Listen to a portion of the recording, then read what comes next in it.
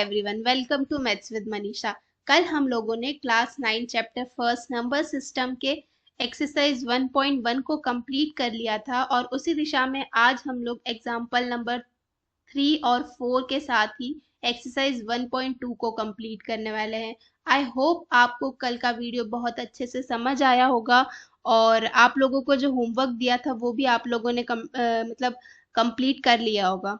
ठीक है, तो आज से हम लोग क्या स्टार्ट करने वाले हैं, एग्जाम्पल नंबर 3 स्टार्ट करने वाले हैं। अब देखो जरा एग्जाम्पल नंबर 3 के अंदर क्या बोला गया है हम लोगों को। Locate root 2 on number line. ठीक है, लोकेट करना है किसको, रूट 2 को, किस पर, नंबर लाइन के ऊपर। अब देखिए जरा, अगर मैं आपसे पूछूं तो आपको याद आ रही होगी कुछ चीजें जो मैंने बताई थी। ठीक है, क्या कि रियल नंबर की जो मैंने डेफिनेशन बोली थी आप लोगों को, क्या बोली थी, रियल नंबर की जो मैंने डेफिनेशन आपको बताई थी वो मैंने क्या बताई थी। रियल नंबर ऐसे नंबर होते हैं जिनको मैं नंबर लाइन के ऊपर रिप्रेजेंट कर सकूं। ठीक है, नंबर लाइन पर क्या कर सकूं, रिप्रेजेंट कर सकूं। तो क्या हमारा जो रूट 2 उधर क्वेश्चन के अंदर दिया हुआ है वो रियल नंबर है क्या। अब ये मुझे पता करना पड़ेगा। देखो, रियल नंबर के अंदर ना दो तरीके के नंबर आते हैं। सबसे पहले हम इसको रूट 2 को लोकेट तो कर सकते हैं, बट इससे पहले थोड़ी सी थ्योरी समझ लेते हैं। ठीक है, जैसे रियल नंबर के अंदर मैंने बताया था दो भैया होते हैं, जैसे रेशनल नंबर और इर्रेशनल नंबर। इतना समझ आया। इर्रेशनल नंबर और रैशनल नंबर। रैशनल नंबर कौन से होते हैं, जिनको मैं पी बाई क्यू के फॉर्म में लिख सकती हूँ, जैसे 1/2, 3/4, 10/2, है ना, ऐसे नंबर। अब अगर देखा जाए तो मैं इस 1/2 को क्या कर सकती हूँ, डेसिमल में कन्वर्ट कर सकती हूँ और 0.5 लिख सकती हूँ, है ना। और 2/10 को मैं क्या लिख सकती हूँ, 5 लिख सकती हूँ। 4/3 को मैं क्या लिख सकती हूँ, 0.7 समथिंग कुछ आएगा इसका आंसर। ठीक है, अब देखो, अगर मुझे इन नंबर्स को, इन रैशनल नंबर्स के डेसिमल वाले नंबर्स को नंबर लाइन के ऊपर रिप्रेजेंट करना है तो वो तो मैं आसानी से कर लूंगी। कैसे होगा, देखो, ये मैंने एक नंबर लाइन बना दी, 0, 1, 2, 3 और सो ऑन, -1, -2, -3 एंड इधर भी सो ऑन। अब देखो, क्या इस 1/2 को मैं इस नंबर लाइन के ऊपर रिप्रेजेंट कर सकती हूँ। तो ये 1/2 कहाँ आएगा, क्योंकि मैंने इसको डेसिमल में कन्वर्ट किया तो क्या आया, 0.5। तो ऐसा कुछ होगा, 0.1, 0.2 और यहाँ कहीं हमारा क्या आएगा, 0.5 आएगा। ठीक है, ऐसे ही करके अगर मैं 0.7 को करूंगी तो थोड़ा और आगे, और 5, तो यहाँ पर आगे अगर मैं बढ़ी तो यहाँ पर मेरा 4 और ये 5। इतना तो समझ आया। अब इर्रेशनल नंबर, अगर मैं इर्रेशनल नंबर में मैंने लिख दिया √2, √3, √5, ये सारे नंबर कैसे नंबर होते मेरे, इर्रेशनल नंबर होते। अब इर्रेशनल नंबर में अगर मैं इस √2 को डेसिमल एक्सपांशन करूं तो मेरी कुछ वैल्यू आएगी 0.114, ऐसा कुछ। ठीक है, अगर मैं ध्यान दूं तो मेरे को 0.5 तो नंबर लाइन के ऊपर लोकेट करना इजी है, तो क्या इस 0.114 को करना इजी है क्या, थोड़ा सा टफ तो है ना, क्योंकि वैसे ही इरेशनल नंबर का जो डेसिमल वैल्यू है वो बहुत बड़ा आता है। तो अब मैं क्या करूंगी ना, अब जरा क्वेश्चन को देखते हैं हम लोग कैसे लोकेट करेंगे। तो देखो जरा, √3 को नंबर लाइन के ऊपर रिप्रेजेंट करना है, √2 को करना है। ठीक है, तो √2 को कैसे करेंगे, सबसे पहले हम लोग क्या करेंगे, नंबर लाइन ड्रॉ करेंगे। तो मेरा थोड़ा सा रफली जाएगा। ठीक है, हमने क्या किया, नंबर लाइन ड्रॉ कर ली, सेंटर में इधर 0, 1, 2, 3, -1, -2, -3। अब मैं क्या करूंगी ना, आप लोग जब स्केल लोगे और उससे बनाओगे तो आप 1 इंच का डिस्टेंस लेना, जैसे 0 से 1 तक के बीच में कितना डिस्टेंस लेना, 1 इंच का। तो 1 इंच इज इक्वल्स टू, मैं क्या बोल देती हूँ, 1 यूनिट। ठीक है, तो 0 से 1 के बीच में कितना डिस्टेंस लेना है, 1 इंच का, और इसको मैंने नाम दे दिया O और इसको मैंने नाम दे दिया 1। तो यहाँ मेरा हो गया 0 से लेकर 1 तक। अब 1 इंच और मैं इधर 1 से लेकर ऊपर की ओर एक्सटेक्ट 90 डिग्री पे परपेंडिकुलर टाइप्स ड्रॉ करूंगी। ठीक है, वो मेरा थोड़ा सा आड़ा टेढ़ा हो रहा है, कुछ ऐसे। ठीक है, और ये मैंने नाम दे दिया इधर बी, और ये भी मेरा कितने इंच का होगा, 1 इंच का, तो मैं इसको लिख दूंगी 1 यूनिट। और ये भी कितने यूनिट का होगा, 1 यूनिट का। ठीक है, अब मैं क्या करूंगी, इस ओ से बी को जो पॉइंट है इसको ज्वाइन कर दूंगी।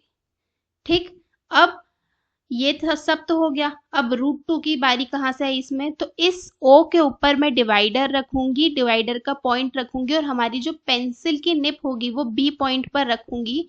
और यहाँ से ओ पर मैंने डिवाइडर की निप रखी, और बी पॉइंट पर मैंने क्या रखी, हमारी पेंसिल की निप रख के एक आर्क कट करूंगी। ठीक है, मैं क्या करूंगी, आर्क कट करूंगी। और यहाँ जो पॉइंट बनेगा ना, ये मेरा बनेगा कैसा, √2। ठीक है, अब वो कैसे बनेगा मैं बताऊंगी, और इसको मैंने नाम दे दिया डी पॉइंट। अब अगर आप देखोगे तो क्या मेरा ये ओ ए बी एक राइट एंगल ट्राइंगल बन रहा है, तो क्या हो जाएगा, in right angle triangle O A B क्या हो जाएगा, by Pythagoras theorem, PGT। Hypotenuse क्या है, OB का स्क्वायर इज इक्वल्स टू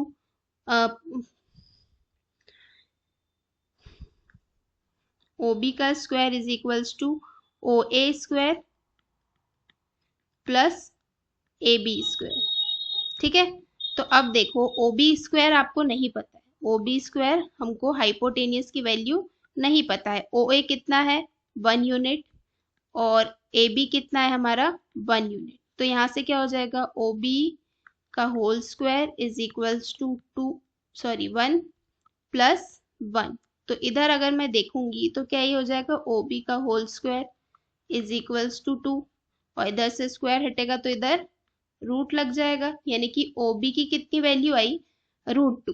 क्या अगर हम देखेंगे, मैंने कोई एक पॉइंट से सर्कल ड्रॉ किया, और यहाँ से जो डिस्टेंस है और यहाँ से जो डिस्टेंस है वो सेम आएगी, रेडियस टाइप्स। तो क्या मैं अगर O से B पॉइंट तक लेकर एक सर्कल ड्रॉ करती हूँ, ऐसे मैंने एक सर्कल ड्रॉ कर दिया, तो क्या OB और OD जो होगा हमारा इक्वल होगा, है ना।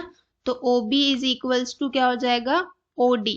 तो OB की कितनी वैल्यू है, √2, तो OD की भी हमारी कितनी वैल्यू आ जाएगी, √2। हेंस प्रूव भी हो गया ये हमारा। ठीक है, आया इतना समझ में। नेक्स्ट क्वेश्चन हमको क्या दिया हुआ है, लोकेट √3 ऑन नंबर लाइन। अब हमको क्या करना है, √3 को नंबर लाइन के ऊपर लोकेट करना है। तो सबसे पहले हम क्या करेंगे, √3 को लोकेट करने के लिए हमको √2 को पहले नंबर लाइन के ऊपर लोकेट करना पड़ेगा। तो फिर से हम वही स्टेप्स फॉलो करेंगे। क्या क्या बनाया था हमने इधर सेंटर में 0 1 2 3, इधर -1 -2 -3। इतना समझ आया। 1 इंच लिया, इधर से भी हमने 1 इंच ले लिया, ज्वाइन कर दिया, ये ओ हो गया, ये ए हो गया, इधर बी हो गया, फिर हमने आर्क कट कर दिया, तो ये हमारा क्या बन गया, √2, और इसको नाम दे दिया हमने डी। अब मैं क्या करूंगी, इस बी पॉइंट से इस इधर ऊपर की तरफ फिर से 1 इंच का क्या लूंगी, 1 इंच का डिस्टेंस लूंगी, और इधर नाम दे दूंगी मैं क्या, सी। और ओ से सी को मैं क्या कर दूंगी, ज्वाइन कर दूंगी। अब फिर से सेम चीज हो गई, देखो ये वाली जो चीज थी वो हमारी √2 थी, ये हमारी 1 थी। तो अब हमारा कौन सा ट्राइंगल हो जाएगा, in right angle triangle OBC। ठीक है, हाइपोटेनियस हमारी क्या है, OC का square is equals to OB square plus BC square. OC का स्क्वायर हमको नहीं पता है, OC की वैल्यू हमको नहीं पता है। OB कितना है हमारा, √2 प्लस BC हमारा कितना है, 1। OC का whole square is equals to √2 का स्क्वायर, स्क्वायर से रूट कैंसिल हो जाएगा, कितना आएगा, 2 और 1 का square 1। OC is equals to OC square is equals to 3। अब इधर से स्क्वायर हटेगा तो इधर रूट आ जाएगा और हमारे OC की कितनी वैल्यू आएगी, √3। आई होप इतना समझ आ गया होगा, बहुत अच्छी से क्लियर हो गया होगा सारी चीजें। ठीक है, जब भी आपको √3 को लोकेट करना है तो आप क्या करोगे, सबसे पहले √2 को बनाओगे, √2 लोकेट करोगे और उसके बाद ही सारी चीजें फॉलो होगी। और हमेशा ध्यान रखना, स्केल, पेंसिल और डिवाइडर के बिना ये चीजें करेक्ट नहीं बनेंगी। ठीक है, आगे बढ़ते नेक्स्ट क्वेश्चन की ओर और देखते हैं जरा।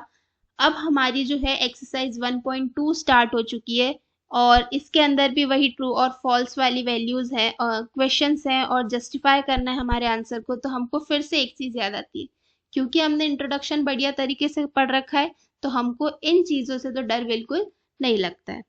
तो एक्सरसाइज 1.2 का फर्स्ट क्वेश्चन जो है वो क्या दिया हुआ है, state whether the following statements are true और फॉल्स। स्टेटमेंट्स देना है, ठीक है, कि ये जो गिवन स्टेटमेंट्स है ये ट्रू है या फॉल्स है। अगर ट्रू है तो जस्टिफाई करो आपके आंसर को और फॉल्स है तो भी जस्टिफाई करो, मतलब समझाओ। तो फर्स्ट क्वेश्चन हमको क्या दिया हुआ है, फर्स्ट वाला आपको क्या दिया हुआ है, every irrational number is a real number. क्या जितने भी इर्रेशनल नंबर होते हैं वो रियल नंबर होते हैं क्या? तो अगर आपको याद आ रहा होगा तो इस वीडियो के स्टार्टिंग में मैंने एक चीज बताई थी कि रियल नंबर के अंदर कौन से नंबर आते हैं, रियल नंबर के अंदर ही तो हमारे रेशनल और इर्रेशनल नंबर आते हैं। करेक्ट, याद आया? अभी स्टार्टिंग में ही मैंने रिवाइज करवाया था कि रियल नंबर के अंदर ही तो हमारे रेशनल और इर्रेशनल नंबर आते हैं। तो यानी कि ये जितने भी इर्रेशनल नंबर होंगे ये तो रियल नंबर से ही बिलोंग कर रहे होंगे। तो इसका आंसर क्या हो जाएगा हमारा, ट्रू। फर्स्ट वाले का हमारा आंसर क्या आ जाएगा, ट्रू, कि जितने भी इर्रेशनल नंबर होंगे वो सभी कैसे नंबर होंगे, रियल नंबर होंगे। आगे बढ़ते हैं, नेक्स्ट स्टेटमेंट क्या दिया हुआ है हमको, every point on number line is of the form √m where m is natural number. क्या जितने भी पॉइंट होते हैं नंबर लाइन के ऊपर, तो अब देखो जरा, इन्होंने नाम ने दिया है कि कौन से फॉर्म ऑफ नंबर, इन्होंने बोला है पॉइंट। तो नंबर लाइन के ऊपर सारे नंबर्स हम बात कर लेते तो हम क्या बोलते हैं, जितने भी रियल नंबर होते हैं उनको हम क्या कर सकते हैं, नंबर लाइन के ऊपर रिप्रेजेंट कर सकते हैं। तो रियल नंबर के अंदर सारे प्रकार के नंबर आ गए, तो सबसे पहले मैंने क्या कर दिया, रियल नंबर लिख दिया इधर। ठीक है, अब रियल नंबर लिखने के बाद एक वैरायटी दी हुई है इन्होंने, नेचुरल नंबर।